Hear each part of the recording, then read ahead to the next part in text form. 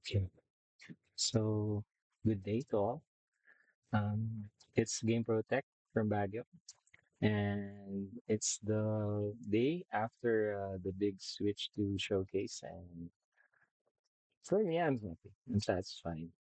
Um, I think all expectations were met, and thank you for all the leakers, right?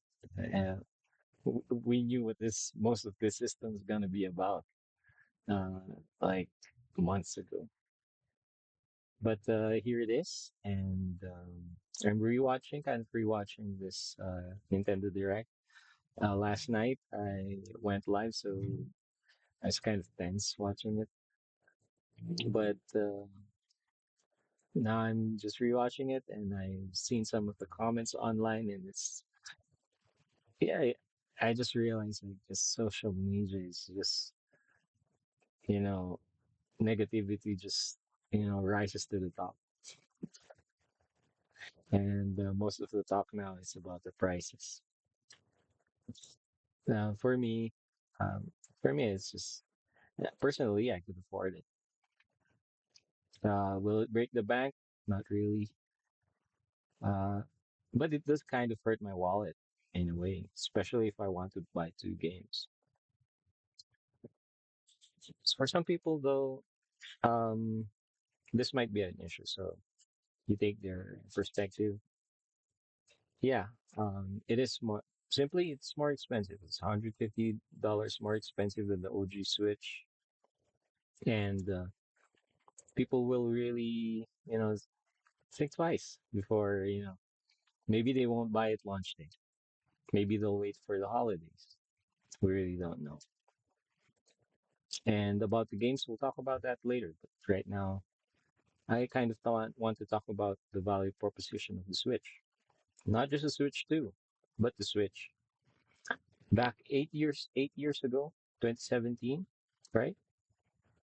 When, especially, or probably let's just say 9 years ago, when when the original Switch was introduced to the world in a short video that was went live on YouTube around I think October, the value proposition of the Switch was presented to us, and then everyone was excited for it. We'll talk about probably specs or other things, competition at that time, the PS4 and Xbox One. But man, when we saw that video, like it was clear what Nintendo was selling to us. The value of the Nintendo Switch. It was portable. It was a hybrid console. We could play it tabletop mode, right? It out of the box, it came out with two controllers, right? So this was like they even proposed like Nintendo was even proposing that gamers use this for like LAN. Is it LAN parties? Do you know what a LAN party is? Like when gamers like come together and they play a competitive game, multiplayer together, like in one area. Like they're saying, like four switches, and then and then you can have a LAN party pretty much just using the switch. And then this is the guys playing Mario Kart, like two-player on a van. Yeah. So no other game console could do that. PS4 couldn't do that. Xbox One, their previous portable, the 3DS, yeah, you couldn't do that with that one. PS Vita, which Sony already gave up on, you couldn't do that. You couldn't play two-player games on that one portable. So this was not simply a portable gaming system. It's just simply a game console. So you could play multitude of ways, like portable handheld mode, portable tabletop mode with friends, and you can come home and put it on dock and you can play it on the big screen, right? So uh, but I I went back to that and I just said like Switch 2 is just Switch 1 value proposition, but way better. Not just better, but way better. They like Nintendo gave us like what we wanted Every every upgrade that we wanted from the OG Switch, like better graphics, a better screen, like a better, bigger screen, not just a bigger screen, but a better screen, like HDR support, 120 hertz, right? Nintendo didn't have to do these things. Like they could have just, you know, and people are saying that Nintendo's become arrogant. No, no. Maybe they're just kind of arrogant. Of course, they pretty much, as a hybrid console, they do not have real competition. Steam Deck, like, sold probably at this time, it's around 7 million consoles. The Nintendo Switch, the OG Switch, is nearing the top seller game console of all time to PlayStation 2. It is reaching that height and may surpass it to the point that no other game console in history will ever touch the record of the original Switch. So they just made it everything better. Nintendo, they even added 3D sound, and the Joy-Cons like are magnetically attached to it, and it's just when you turn it into a portable, it feels like portable. Like back when the OG Switch came out, like I knew a lot of gamers. They needed to buy this Moomba case. Why? Because you know the Joy-Cons are kind of floppy on the side. Like even for me, like most of the time I play on my Switch Lite because it's sturdier on the hand. Like it feels like a controller, like you're holding a controller. But the way I look at this, I mean, I cannot really say for, I mean, absolutely that the feel of this compared to the OG Switch, but is is gonna be like having this. It's just like a Switch Lite, or just like a Steam Deck, right? Like it's just one whole tab, right? Slab, right? And there are no, you can't feel that there are connected parts, but I could tell it is gonna be way better. So everything that they proposed, I mean, the value proposition of their OG Switch, it just made everything better. It's going to be, two players going to be better on tabletop mode because the Joy-Cons are big. And SL and SR buttons are going to be bigger. The joystick's going to be bigger. There's going to be better connectivity. They even added game chat to it, which is free, by the way, until next year, March. And what else? And they even added mouse functionality. I mean, that paired with an 8-inch screen, uh, that's gonna that's gonna cannibalize a lot of gamers that play mostly on laptops. Like for me, I I have a gaming lap. I barely play on it because I do work on it. But that is one thing that we realized during the Switch era, right? The dawn of the Switch era.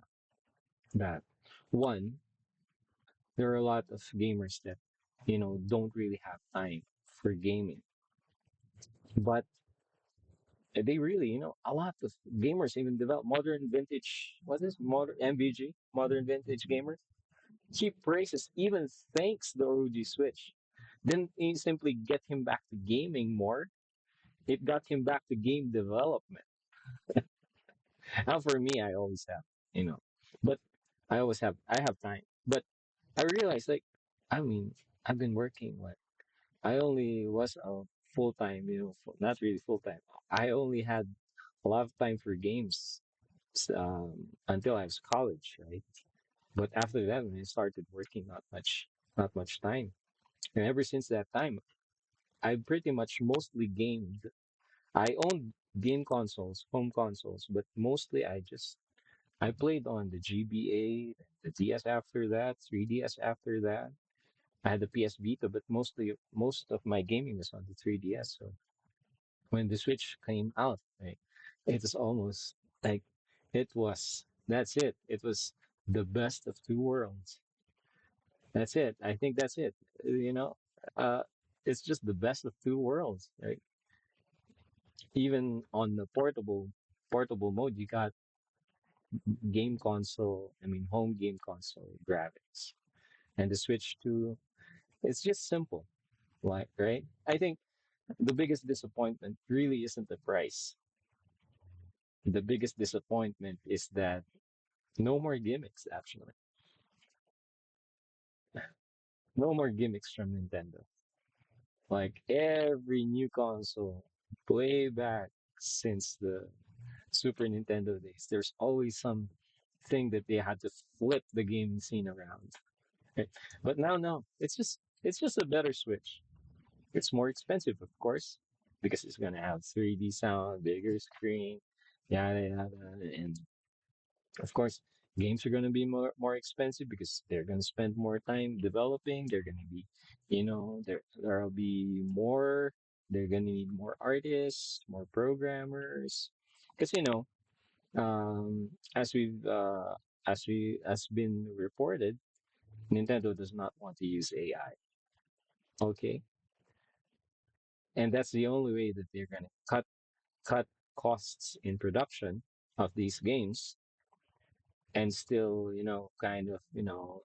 have a facsimile of what they call a triple A game or um because I really don't know how AI I mean I think they already admitted that there are parts of the game that we can use AI, but most for I mean for art you can't use AI actually, you know.